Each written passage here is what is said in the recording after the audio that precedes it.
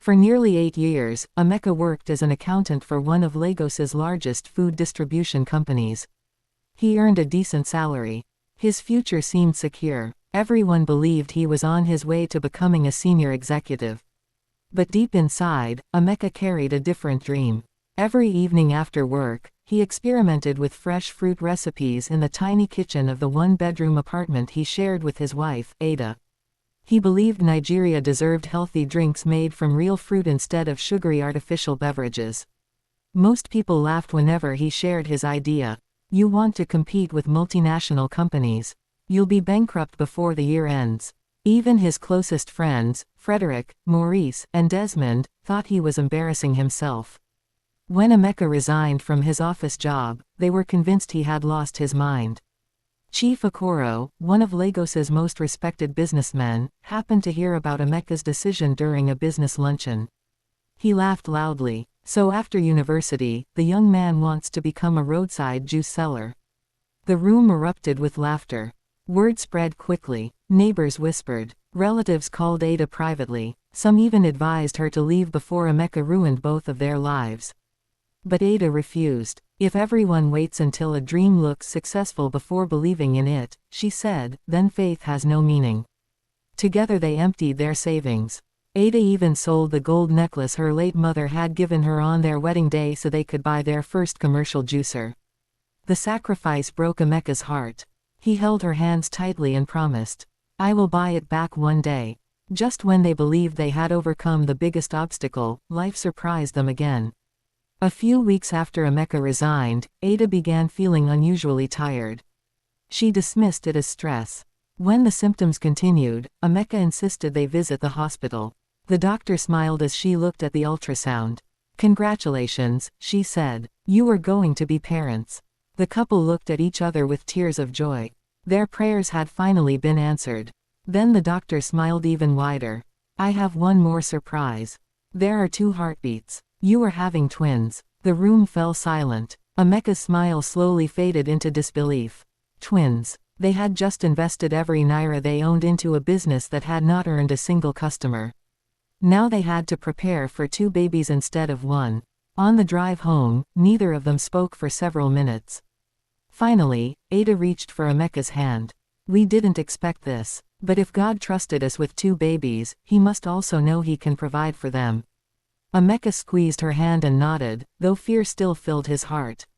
News of the pregnancy spread almost as quickly as news of his resignation. This time, the criticism became even harsher. Frederick laughed. So you quit your job just before becoming the father of twins? Maurice shook his head. I've never seen anyone make so many bad decisions at once. Desmond sighed. Brother, dreams don't buy diapers. Even some relatives questioned Ada. Your husband should be looking for another job, not selling juice. Every word pierced Emeka's heart. But he refused to give up. Their roadside kiosk finally opened. The first day, only 3 customers came. The second day, only 2. Some afternoons, they watched perfectly fresh fruit spoil because no one bought it. Still, Emeka greeted every customer with a smile. He believed every satisfied customer would one day tell another. Then disaster struck. One rainy night, thieves broke into the kiosk. They stole the commercial juicer, the refrigerator, the day's earnings, even the plastic chairs. Everything was gone. Emeka stood silently inside the empty kiosk as rain dripped through the broken doorway. Months of sacrifice had disappeared overnight. Frederick shook his head. I told you this business would fail. Maurice laughed. You should have stayed in your office. Desmond quietly walked away without offering help. For the first time, Emeka almost believed they were right. That evening he returned home exhausted. Ada found him sitting alone in the darkness. I've failed you, he whispered. I've failed our children. She sat beside him and gently rested his hand on her growing belly. They don't need a father who never struggles. They need a father who never quits. Those words became the turning point.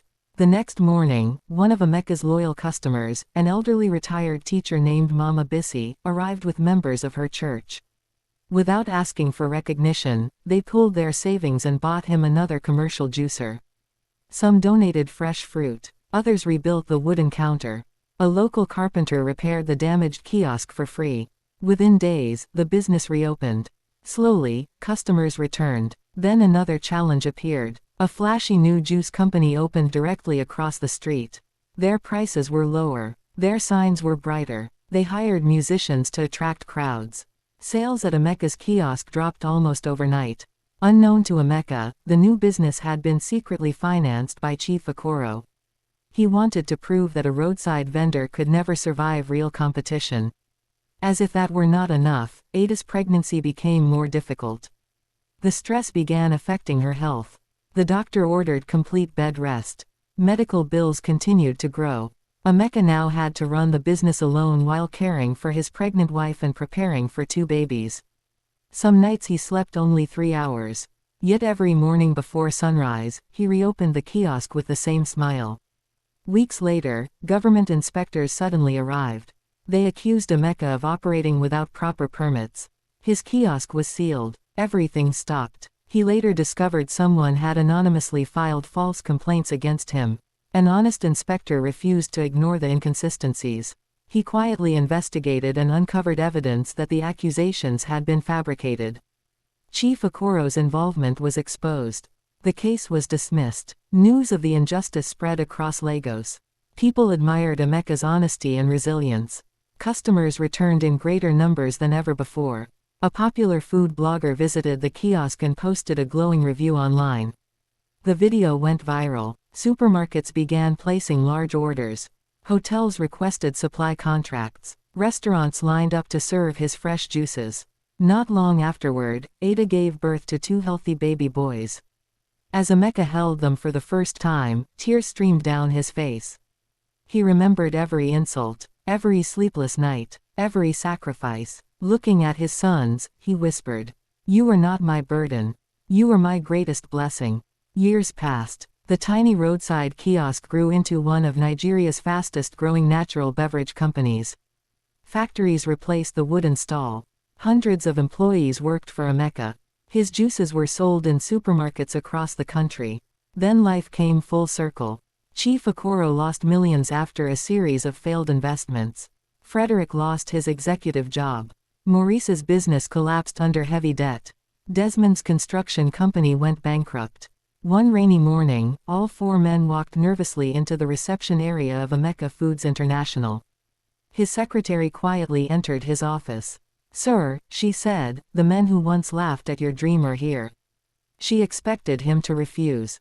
Instead, Emeka smiled. "Please invite them in." They entered with lowered heads. Chief Okoro finally spoke. "I mocked your dream. I financed your competition. I tried to destroy your business. I was wrong." Frederick lowered his eyes. "I laughed when your shop was robbed." Maurice whispered, "I told everyone your business was finished." Desmond wiped tears from his face. "I abandoned our friendship when you needed me most." The room fell silent. Emeka looked at each of them before speaking. "I remember every insult. I remember every betrayal. I remember every lonely night." Their hearts sank. Then Emeka continued, "But when I had nothing, strangers showed me kindness. If I refuse mercy today, I dishonor everyone who showed mercy to me." He offered each of them an opportunity, not charity. Chief Okoro became a business consultant, earning back trust through honest work. Frederick entered the company's management training program. Maurice joined the sales division. Desmond supervised construction projects as the company expanded. They rebuilt their lives through humility instead of pride. A few years later, Emeka stood before thousands of guests at the grand opening of his newest beverage factory. Beside him stood Ada. Between them stood their young twin sons, proudly wearing shirts embroidered with the company logo. The boys held oversized ceremonial scissors. As they cut the ribbon, the crowd erupted into applause. A reporter asked Emeka, "What changed your life?" He smiled. "My success didn't begin when I opened a factory. It began the day I refused to let other people's laughter become my future." Then he looked at Ada and their sons. "The day we learned we were having twins, I thought God had given us twice the burden." Ada smiled warmly. He was giving us twice the reason to keep going. Moral of the story: never judge someone by the size of their beginning. Respect people before success arrives, because the person struggling today may become the one opening doors for others tomorrow. Sometimes the greatest blessings arrive disguised as impossible responsibilities. And those who remain faithful through the hardest seasons often discover that God was preparing something far greater than they ever imagined. Like, comment, share, and subscribe. Make sure you check out our other stories on our YouTube channel.